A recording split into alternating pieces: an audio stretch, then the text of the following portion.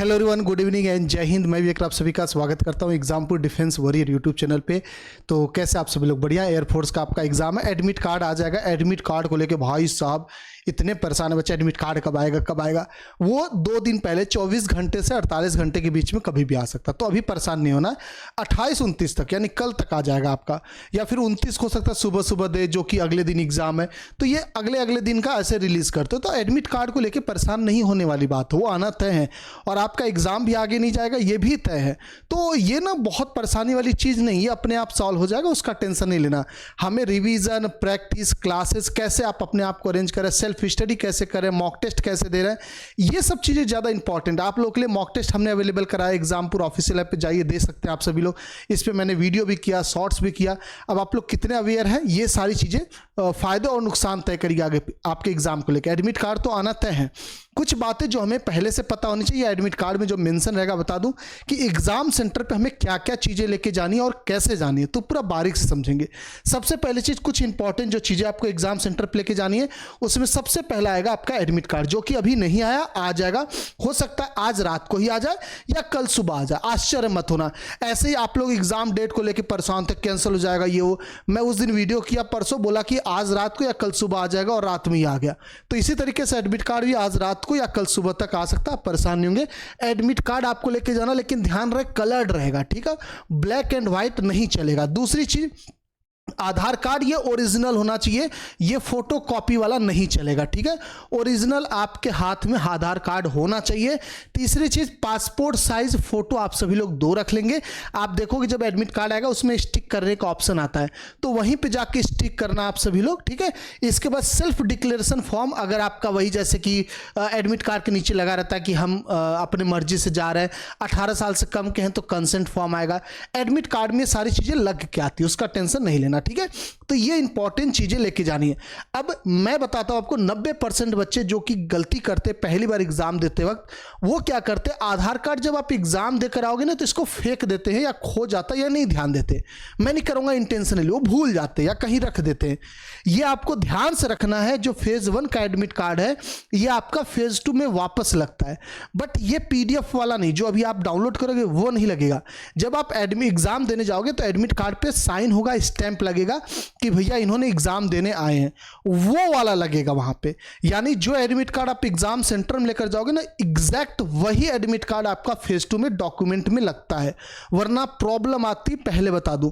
तो जो भी बच्चे एग्जाम देने जा रहे हैं एडमिट कार्ड लेके, आप सभी लोग इसको संभाल के रखना है। एग्जाम देने के बाद इसको खोने नहीं देना है। अगर पॉसिबल हो लेमिनेशन ही करवा लो, अगर 5-10 रुपए का होता हो तो ये आपको ध्यान रखना, एडमिट कार्ड आपके पास सेफली होना चाहिए, खोना नहीं है।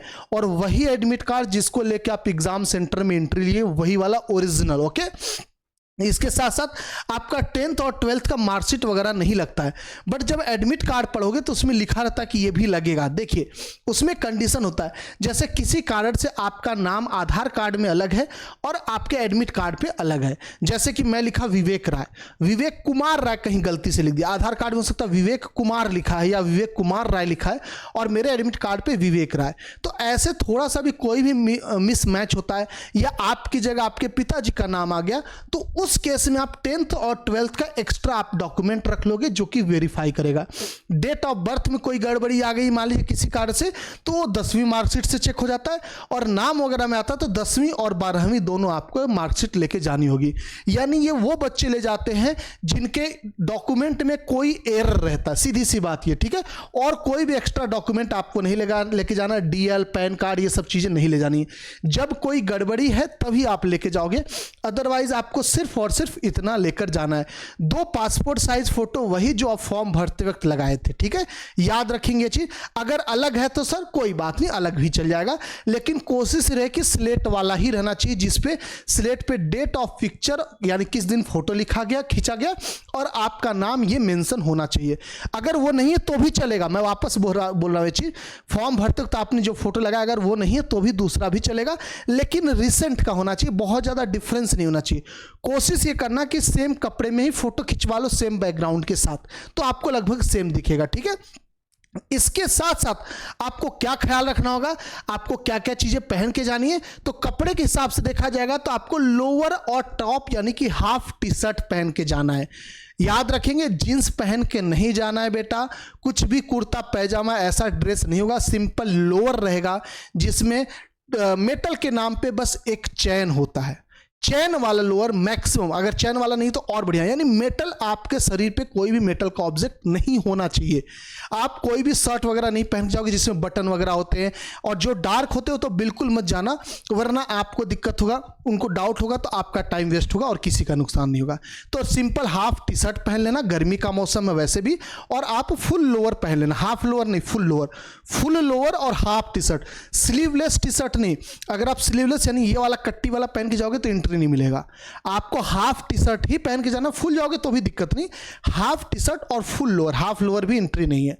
इसके साथ साथ आपको जींस आपको दिक्कत करेगा, ठीक है। स्लीपर या फिर सैंडल पहन के जाएंगे, शूज सॉक्स पहन के नहीं जाएंगे।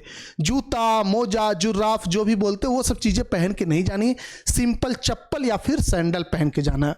जो लड़कियां हैं आप सभी लोग बेटा कान और अपना पूरा खाली करके जाना, इसमें मेटल का कोई ऑब्जेक्ट नहीं होना चाहिए, और बाल वगैरह कान पे नहीं रहना चाहिए, यानी आप जूड़ा बांध के या फिर जो भी क्लिप लगा के जाते हो आप वैसे ही जाओगे।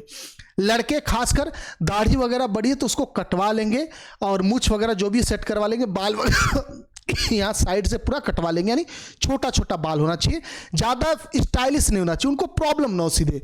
मतलब आपके शरीर के सभी अंग ये ऊपर एटलीस्ट ये दिखने चाहिए, कहीं ब्लूटूथ डिवाइस वगैरह का कुछ पंगा ना हो, बस ये चीज़ है और कुछ भी नहीं। इसमें बहुत पैनिक वाली चीज़ नहीं, ओके।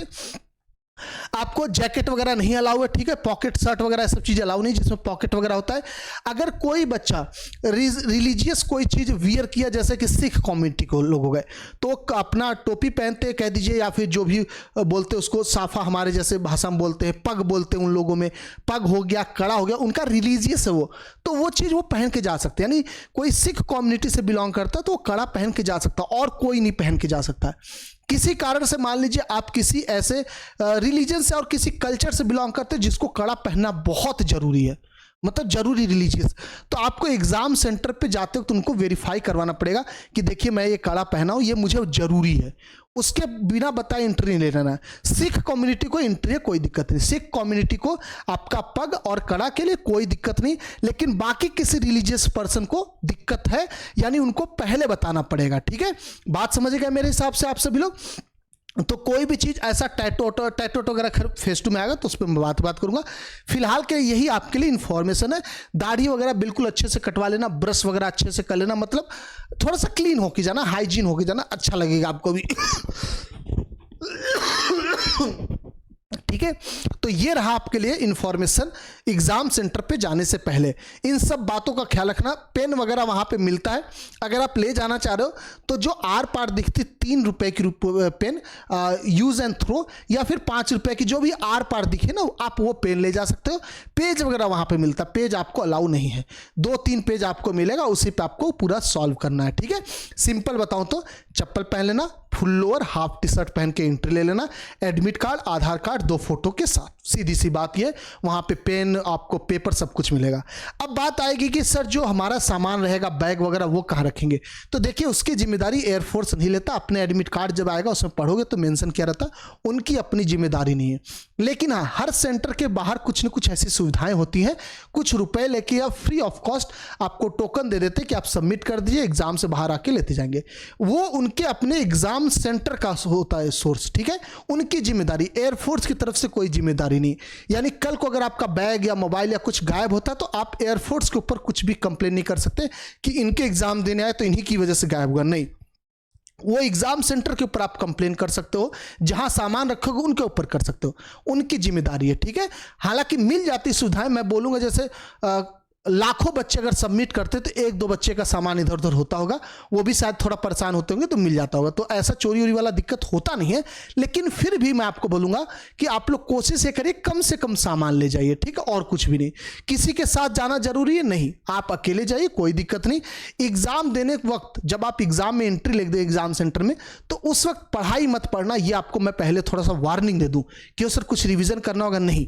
अगर आप कभी भी एग्जाम सेंटर में एंट्री लेने से पहले कुछ चीज चीज़ पढ़ते हो ना तो आपके दिमाग में वही घूम रहा होता है, तो बाकी चीज़ें पढ़े रहते हैं ना वो कहीं ना कहीं धीरे धीरे डाउन होता रहता है।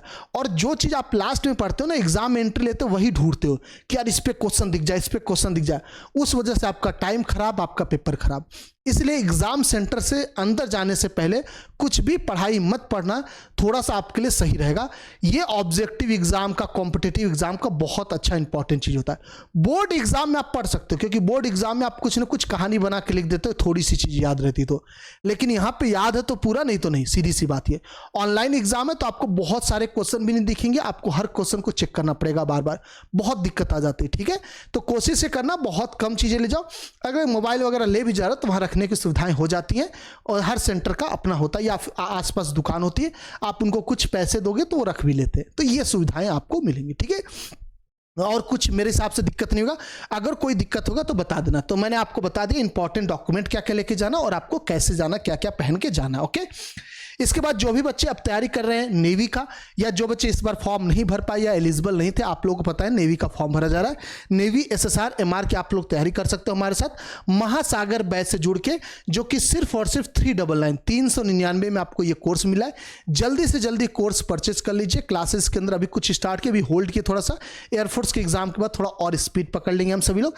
399 के अंदर आपको पूरा कंप्लीट बैच मिलेगा। SSR का एक्सेस, MR का एक्सेस, बाईलिंगुअल हिंदी इंग्लिश दोनों भाषा में पढ़ाएंगे, सभी पूरा कंप्लीट सिलेबस होगा। आपको क्लास का नोट्स दिया जाएगा, आपको प्रैक्टिस के लिए क्वेश्चन दिया जाएगा, रिवीजन, हर चीज आपको इसके अंदर प्रोवाइड किया जाएगा। यानी 399 रुपए का अगर आप कोर्स लेते हो, इसके बाद एक पैसे आपको एक्स्ट्रा लगाने की जरूरत नहीं होगी, बस आपको कॉपी खरीदना और पेन खरीदना, तैयारी में लग जाना है।